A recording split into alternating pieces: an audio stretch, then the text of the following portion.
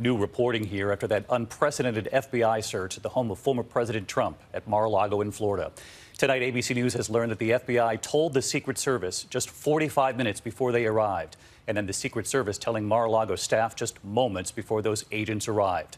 Sources telling ABC News the search is related to allegations the former president improperly removed documents when he left the White House. They were brought to Mar-a-Lago, including classified material.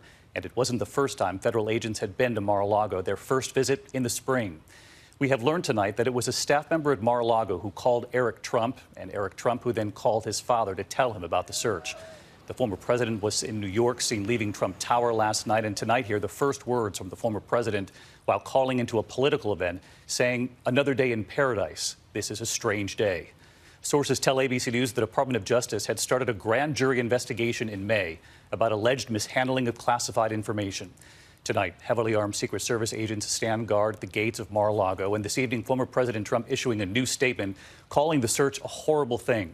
Tonight, what we have now learned about how this unfolded, where they searched, and about pressure mounting on the Attorney General Merrick Garland and FBI Director Christopher Wray, appointed by former President Trump, to somehow explain this highly unprecedented raid. Dan Abrams is standing by on this, but we begin tonight with our chief Washington correspondent, Jonathan Karl, leading us off.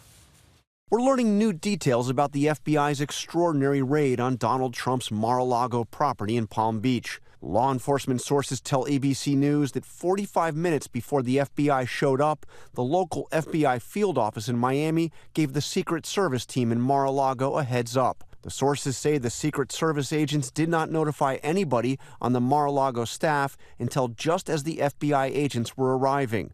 When they did arrive, the FBI agents were escorted into the property by the Secret Service. Sources close to Trump say the club's general manager then placed a call to Eric Trump, who alerted his father. Neither Trump nor any members of his family were there at the time. In his written statement, Trump said the agents, quote, even broke into my safe, which Trump sources say is located in his office at Mar-a-Lago.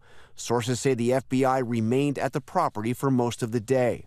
Other than his written statement, Trump's only public comment was a muted one when he called in for a Sarah Palin campaign event. Another day in paradise. This was a strange day. You probably all read about it. ABC News has learned this wasn't the first time federal law enforcement visited Mar-a-Lago on this matter.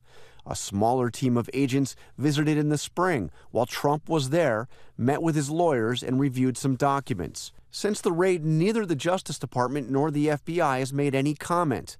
And the White House press secretary says President Biden knew nothing about it.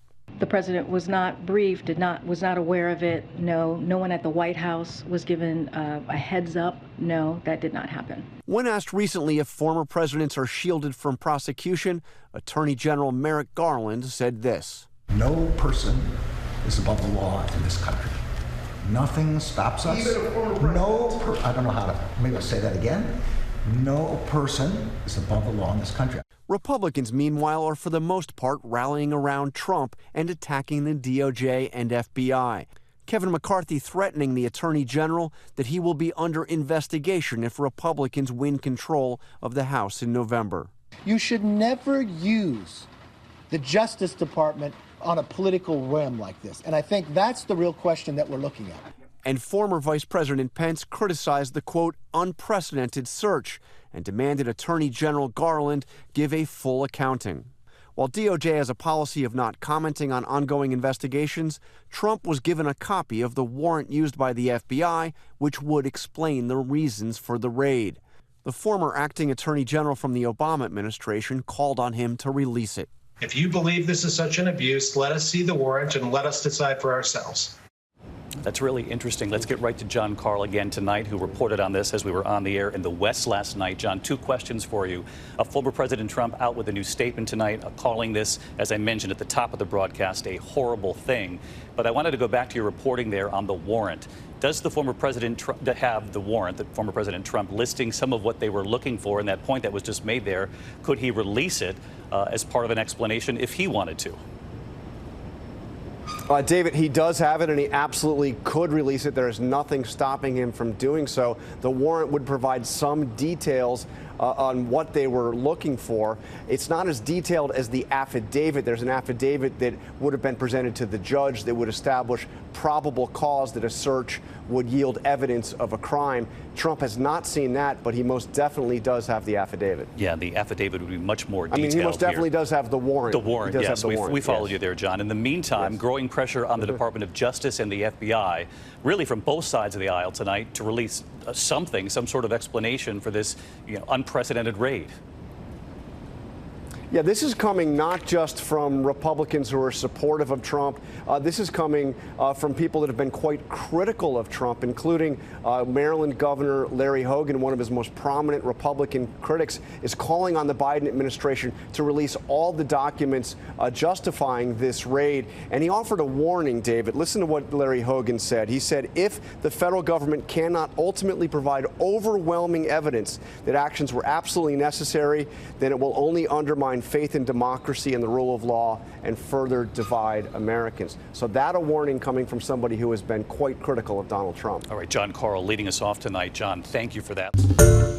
Hi, everyone. George Stephanopoulos here. Thanks for checking out the ABC News YouTube channel. If you'd like to get more videos, show highlights, and watch live event coverage, click on the right over here to subscribe to our channel. And don't forget to download the ABC News app for breaking news alerts. Thanks for watching.